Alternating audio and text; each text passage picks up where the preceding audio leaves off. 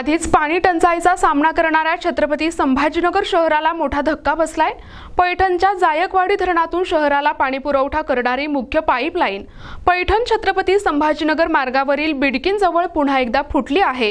या घटनेमुळे लाखो लिटर पिण्यायोग्य पाणी वाया गेले असून यामुळे शहराच्या पाणी पुरवठ्यावर आणखी परिणाम होण्याची शक्यता आहे। शहरात सध्या 15 दिवसांतून एकदा पाणी पुरवठा केला जातो। अशा स्थितीत पाणी पुरवठा करणाऱ्या मुख्य पाईपलाईनमध्ये वारंवार बिघाड झाल्यामुळे नागरिकांमध्ये तीव्र संताप व्यक्त होत आहे।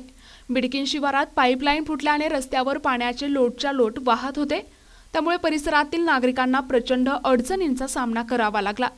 गेल्या काही महिन्यांपासून छत्रपती संभाजीनगरमध्ये पाईपलाईन फुटल्याच्या घटना सातत्याने घडत आहेत। यापूर्वी देखील अशाच घटनांमुळे शहराचा पाणी पुरवठा विस्कळीत झाला होता आणि नागरिकांना अनेक दिवस पाण्याशिवाय राहावे लागले होते। या सततच्या घटनांमुळे पाणी पुरवठा विभागाच्या कामावर प्रश्नचिन्ह निर्माण झाले।